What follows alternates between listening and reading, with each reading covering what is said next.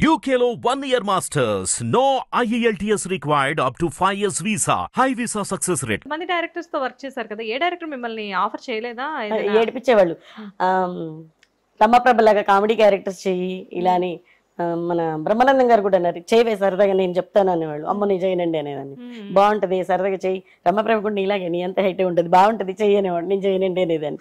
కాదు, మీకు బాగా చనువ అంటే ఈవీవి గారు కానీ బ్రహ్మానందం గారు కానీ అంటే వే అనే దాకా మాట్లాడుతున్నారు అంటే మిమ్మల్ని వాళ్ళు చాలా ఓన్ చేసుకునే వాళ్ళు అనుకుంటా. బాగా అండ్ జనరల్ గా అసలు నాకు ఒక చిన్న డౌట్ ఇక్కడ, ఆర్టిస్టులు అనేసరికి ఎస్పెషల్లీ లేడీ ఆర్టిస్టులు అనేసరికి ఇండస్ట్రీలో అప్పట్లో పెళ్లిళ్ళు చేసుకోవడానికి కూడా సినిమా ఇండస్ట్రీ అమ్మాయి వద్దు అనేవాళ్ళు.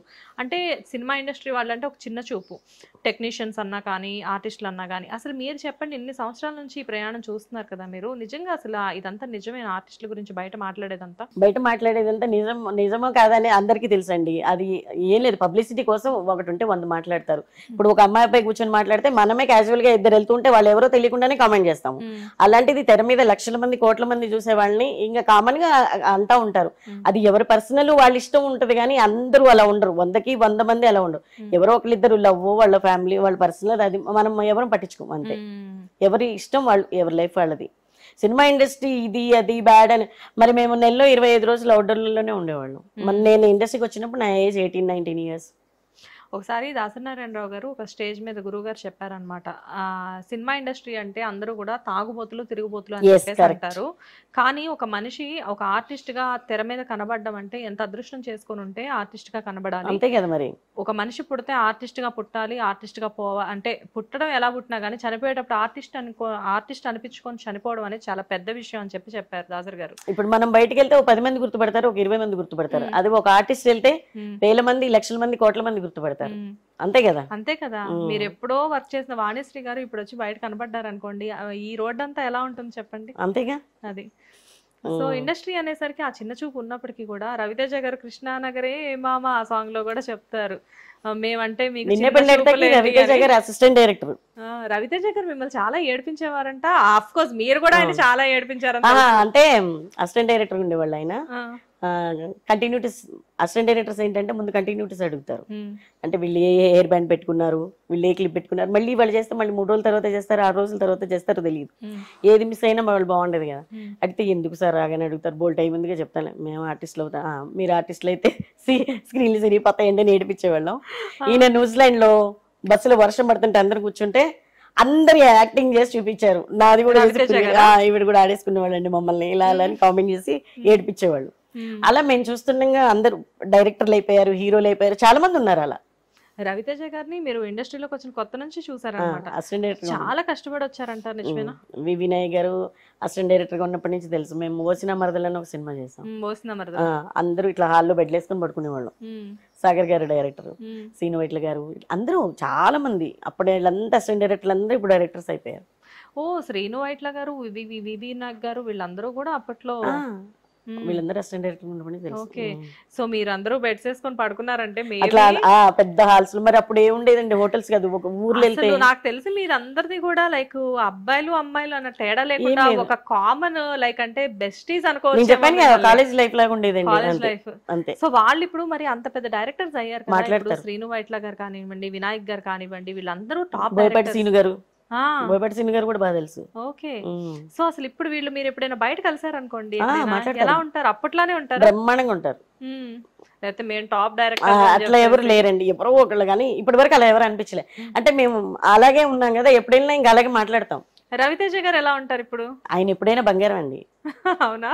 ఆయన యాక్టింగ్ ఉండదు, బయట ఎలా ఉన్నారో అలాగే ఉంటారు అంతే. ఓకే, అండ్ ఇప్పుడున్న ప్రెసెంట్ డైరెక్టర్స్ హీరోస్ లో మీకు బాగా క్లోజ్ ఎవరు? అందరూ క్లోజే అని చెప్తారు మీరు, నాకు తెలుసు. బట్ ఇప్పటికీ అప్పటికి ఈయన నాకు బెస్ట్ ఫ్రెండ్ అని చెప్పేసి అనుకునేవాళ్ళు. పురిగారేనా? ఓకే, చచ్చిపోయే వరకు ఆయనేనండి. మాట్లాడుతుంటారా రెగ్యులర్ గా? ఇప్పుడు లేదండి, ఇప్పుడైతే కొంచెం అంతే గ్యాప్ వచ్చింది. దట్టు ఆయన అసలు హైదరాబాద్ లో ఉండట్లేదు. బాబు పాప ఎప్పుడైనా మాట్లాడుతూ ఉంటారు. మొన్న కూడా థియేటర్ లో కలిసారు, అరే హీరో అయిపోయావరా అన్న, లేదా అంటే నువ్వు వచ్చి హక్ చేసుకొని పిల్లలు బాగుంటారు. లావణ్య గారు ఎలా మాట్లాడతారు? అందరు బాగుంటారు, మాట్లాడతారు. ఎప్పుడైనా ఇంకా ఆయనే అంతే. ఈ వివి గారు కూడా బాగా ఇష్టం నాకు.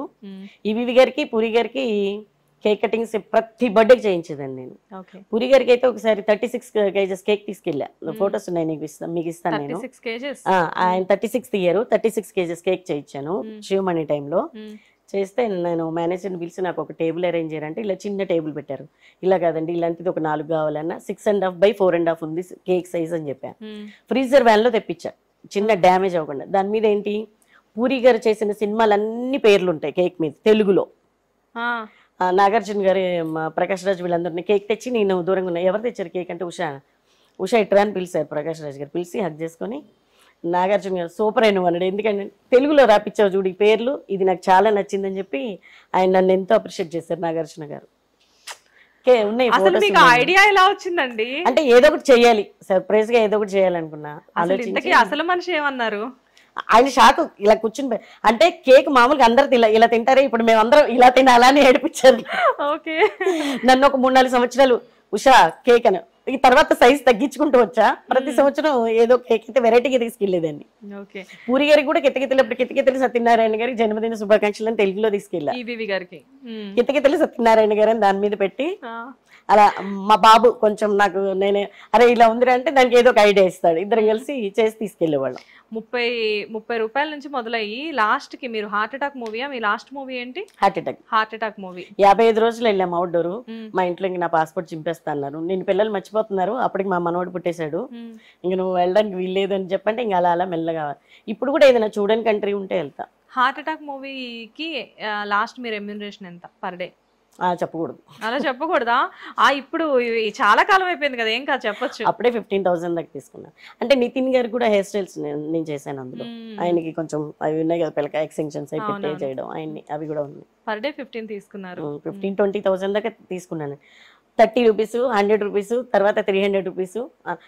ఉషాకి నేను ఛానల్ స్టార్ట్ కాకముందు ఒక 250 ఎపిసోడ్లు చేసాం. పోపులు పెట్టాను వచ్చేది. పోపులు పెట్టా నరేష్ గారు అందరి ఉండే, అందరు ఆర్టిస్టులు ఉండే అందులో. నరేష్ గారు కిన్నెరా గారు కదా. అవి 250 ఎపిసోడ్లు చేసాం. అంటే ఛానల్ స్టార్ట్ కాకముందు చేసి ఛానల్ స్టార్ట్ అయినాక తెలియజేశారు. పొలిటీషియన్స్ కి అందరికి మేకప్ చేశానండి. అప్పుడు దూరదర్శన్ ఉండేది. దూరదర్శన్ కి అందరు ఇంటర్వ్యూస్, అప్పట్లో దూరదర్శన్ ఇంపార్టెంట్ కదా, అవును, దానికి అందరి ఇంటర్వ్యూస్ కి అందరికి చేశాను నేను. స్టార్ కనెక్షన్ లేని వాళ్ళందరూ కూడా దూరదర్శన్ అంకితం. కానీ